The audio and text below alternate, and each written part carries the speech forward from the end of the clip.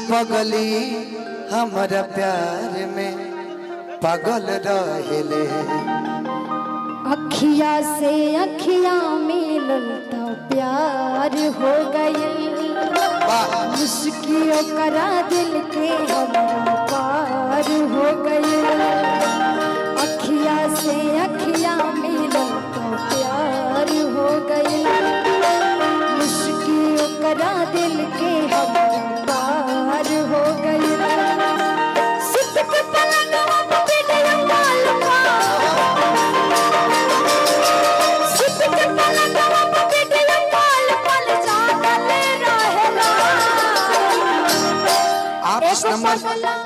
आप जिस नंबर पे बात करना चाहते हैं हाँ हाँ वो कृपया किसी और लाइन पे व्यस्त है, कृपया 5 मिनट के बाद फोन कीजिए।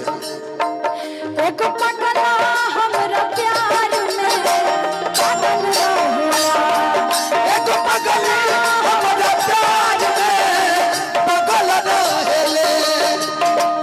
लिखने वाले लिख डाले, लिखने वाले लिख डाले, मिलने का साथ भी छोड़े, आशा में दूर जाना है दिन गए थोड़े, आशा में दूर जाना है दिन गए थोड़े। एक पगली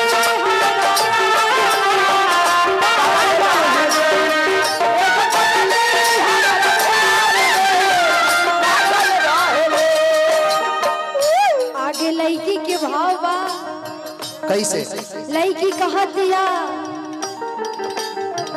कि हम जब ले ना देखिले तब ले खाना ना खा, अरे जिया करे जा लेकिन वो बारे न हमरा से दूर दूर भागल रहे। सुना, लेकिन हम कहते हैं तारा खाती जहर जिंदगी में घोरबू तबाह करबू, जहर जिंदगी में घोरबू तबाह करबू।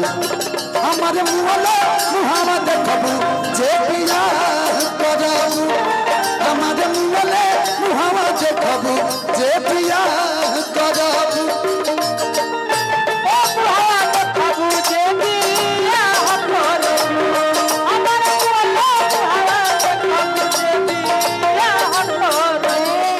देखने जा बुलेऊ खाने ना खाना, कहले कि राजी बने करी का जमाना, कहले कि राजी बने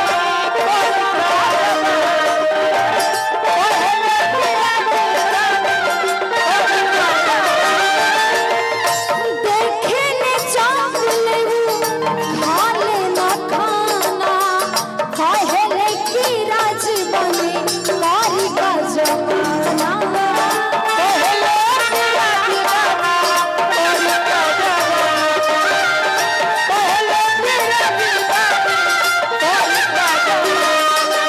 पिंजरा में तू तारा है मिठू मिठू बोल के, पिंजरा में तू तारा है मिठू मिठू बोल के उबाझल रहेले। एक पगला एक पगला हमरा प्यार में पागल रहेला, एक पगला हमारा प्यार में पागल रहेले। एक पगला हमरा प्यार में सलाम इश्क मेरी जान जरा कबूल कर लो, तुम हमसे प्यार करने की जरा से भूल कर लो। मेरा दिल बेचैन, मेरा दिल बेचैन है हम सफर के लिए, मेरा दिल बेचैन है हम सफर के लिए। सलाम इश्क मेरी जान जरा से भूल कर लो, तुम हमसे प्यार करने की जरा से भूल कर लो। मेरा दिल